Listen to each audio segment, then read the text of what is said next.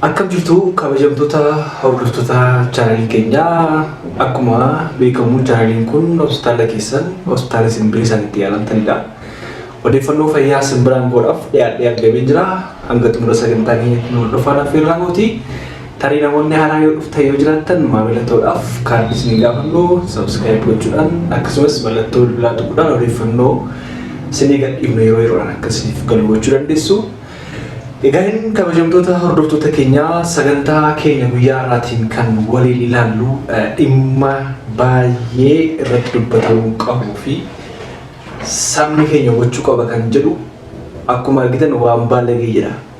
Yeroo baay'ee jecha kana baay'een keessan fayyadamtaniitu ta'a. Fayyaa wal quunnamtii saalaa wal qabate wal quunnamtii saalaa keenyaaf amma waa'ee wal hormaataa wal qabate yaada ilaalcha hawaasa keenya keessa jiruu fi dhiibbaa xiinsammuu fi dhiibbaa akkamii akka nurraan ga'e gabaabsinee yeroo gabaabduutti waliin ilaalla. Hanga xumura sagantaa keenyatti nu hordofaan affeerraa keenyadha.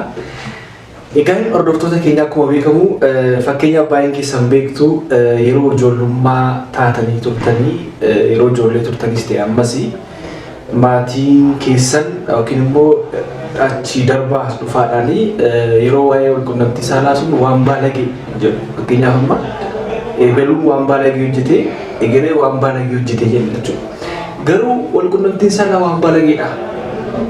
Wal quunnamtiin saalaa akkuma beekamu miira rabbi yookaan waaqayyo eebbisee yeroo isaatti namaaf kennedha. Hundumti keenya bu'aa kanaan as keenya jechuudha. Baay'een keenya dhimma kanaa wal qabatee dhiibbaa xiinsammuu akkamii hawaasa keenya irraan geessise kan jedhu kan waliin ilaalu ta'a. Akkuma beekamu yeroo baay'ee rakkoowwan fayyaa wal quunnamtii waliin wal qabatan yookiin immoo rakkoo wal hormaataan wal qabatanii hawaasni keenya dubbachuun saalfata. Even mana yaalaa dhufuun yeroo itti yaaddu argaa jirra. Egaa erguma itti seenneeti yookiin immoo waan tokko barreessuu jalqabne hawaasni baay'ee nama tokko jirama guddaa humneera dhiibbaa guddaa humneera jedhee yaada. Mee daa'ima keenyaaf amma daa'ima tokko maatiin waa'ee wal quunnamtii saalaa ittiin himanii beekamaadha. Yeroo isaatti gaarii miti waan baalagee jennee itti himuun keenya kun sirriidha maatiitti. Maaliif daa'imman sammuu kanaan guddatu fakkeenyaaf amma qaamuma isaanii mataa isaa saalfatu waan ta'eef waan baalagee kan jiru kana sammuu isaanii yommuu akkas ta'a guddatanitti dhiibbaa akkamii isaan irraan ga'a kan jedhu qorannoowwan garaagaraa tokko illee waan baay'ee garaagaraa nu mirkaneessu. Egaa akkuma beekamu fakkeenyaaf amma maatii keessatti daa'imni tokko sababii saalfiirraan kan ka'e yookiin immoo safuu jedhu gaa'elonnoo safuus hin jedhamu. Fayyaa wal quunnamtii waa'ee fayyaa wal hormaata isaanii fakkeenyaaf amma qaama wal hormaataa tokko daa'imni tokko waggaa 13-14tti laguu argite jechuu dandeenya. Yookiin immoo xurii yoo argite maatii isaaniitti illee haadha isheetti himachuu ni sodaatti. Baay'een keessan beektu abbaa isaaniitti himatuun sodaatu. Maaliif wantichi akka hin dubbatamnetti waan hubataniif jechuudha. Sababa kanarraan kan ka'e rakkoon fayyaa garaagaraa yeroo isaan irra gahaa jiru argaa jirra. Fakkeenyaaf amma yeroo darbisiniif kaaseera rakkoo duudaa ta'e dhalachuu qaama saalaa dubartootaa kan jedhuuni waan tokko barreesseen ture. Wantoota nu mudatan keessaa waggaa 17tti normaalii dubartiin tokko waggaa 18ttis 14ttis laguu arguu dandeessi.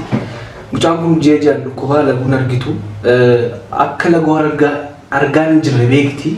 Garuu maatii isheetti himuu sodaatte haadha abbaatti himuu sodaatte rakkoo xiinsammuu cimaan akka ishee irra ga'ee ture arginee jira jechuudha.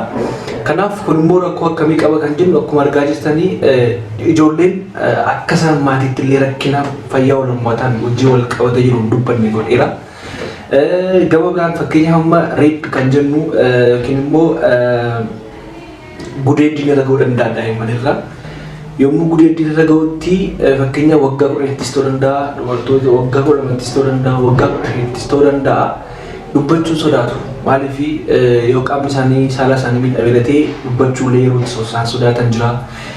Gama biraa yoo ilaalle ijoolleen dhiiraa mataan isaaniillee maatiin ijoollee isaanii qaama isaanii ilaalle jiraachuu danda'a. Fakkeenyaaf amma yeroo darbe fakkeenya tokko isiniif kaasan ture qaamni saalaa dhiiraa akkuma beekamu qaama saalaa dhiiraa qaawwa yookiin uraa gara fuulduraatiin qaba yeroo takka jalaan uraan yeroo itti uumamu jira jechuudha. Maalidha kan nama mudate mucaa waggaa 14 jalqaba marree maatiin irratti erga dhagna qabatee booda dhangala'aa yookiin funcaan jalaa yaate jechuudha. Maaliif itti himachuu sodaata abbaa haadhatti himachuu waan sodaateef rakkoo kan hundumaa hammatee ta'aa ture jechuudha. Mucaan kun rakkoo akkasiif illee yeroo itti saaxilu jiru argaa jira jechuudha. Kanaaf maatiin iftoomnaa waa'ee kanaa ijoollee barsiisuu akka isaan qaban. Fakkeenyaaf amma akkuma isin jalqaba isiniif kaasuuf yaale walqunnamtii saalaa maal jennee barsiifna ijoollee keenya waan baalagee jennee barsiifna waan ta'eef sammuun isaanii kana qabatee guddata. Kanaaf yeroo fakkeenyaaf yeroo baay'ee waa'ee walqunnamtii saalaa fayyaa walummaa sanatti taasisu mataa isaa doktara baalagee kan jiru baay'ee isaanii jiru jechuudha. Maaliif ijoollumatti hin faradamu yeroo ijoollummaa irraa kaasee dhiibbaa kanaan hawaasa keessatti dhiibbaa kanaan waan guddataniif jechuudha. Sababa kanarraan kan ka'e rakkoo garaagaraa yeroo isaatti saaxilamaa jiran argaa jira jechuudha. Gama biraan yoo ilaalle abbaa manaaf haati manaallee yookiin immoo ga'eessuma sadarkaa ga'eessummaa yeroo ga'anii baay'een isaanii dhibee isaanii fakkeenyaaf amma rakkoowwan dhibee walqunnamtii saalaa wal qabatanii dhufan baay'een isaanii jiru. Kan dhiiraas ta'e kan dubartootaa dhukkubbii yeroo hamaa ta'uu danda'a qaama fedhii walqunnamtii saalaa dhabuu ta'uu danda'a akkasumas immoo qaamni saalaa dhiiraa ka'uu dhabuu yookiin immoo dafee dhangalaasuu danda'a. Rakkoo kana himachuu yeroo isaatti sodaatanidha jechuudha. Sababa kanarraa kan ka'e maatii keessatti jeequmsi uumamuun jira. Sababa kanarraa kan ka'e tariitii riisarchii baay'ee ilaaluu dandeessu gaa'elallee yeroo isaatti diigamillee jiraachuu danda'a jechuudha gaa'elli baay'een. Kanaaf dhiibbaa garaagaraa tokkoffaa fayyaa hawaasummaa keenyaa irratti fayyaa sammuu keenyaa irratti rakkootiin sammuu garaagaraaf saaxilama namni tokko immoo gargar ba'u akkasumas immoo rakkoowwan kanneen akka rakkoo fayyaa hafuuraan illee uumaa isaa irraa yookiin immoo rabbirraa illee gargar ba'uu danda'a. Yeroo isin jedhutti ni gala jedhee yaada. Kanaaf saayikoloojikaalii rakkoon kun hawaasa keenya miidheera. Kanaaf namni kamiyyuu even jalqaba akkuma isiniif kaasuuf yaale mana yaalaa dhufanii mataa isaallee himachuu sodaatu. Rakkoo isaanii furmaata waan hin arganne itti fakkaata. Uumamarraatii uumamaan waan dhufe itti fakkaata waan ta'eef yeroo isaanitti rakkoo kanaaf saaxilamaa jiran baay'ee isaanii argaa jira jechuudha. Kanaaf gabaabumatti maal isiniif ibsuu barbaade fayyaan saalfii hin qabu, fayyaan sammuu hin qabu. Daa'imman keessan walqunnamtii saalaa waan baalagee jettanii guddisana. Kana jechuun yeroo isaatti fakkeenyaaf yeroo itti walqunnamtii saalaa godhamuu qabu itti bu'uu qabdu. Fakkeenyaaf yeroo gaa'ela dhaabbattuu danda'a, yookiin kallattii yeroo biraattisuu danda'a. Yeroon kun wanti kun amma akkasii ta'u wanta garuu gara fuulduraatti waan godhamu dandeettanii itti himuu dandeessu ijoollee keessan jechuudha. Waan ta'eef baay'een keessan akkasitti hubattanii hin barbaada.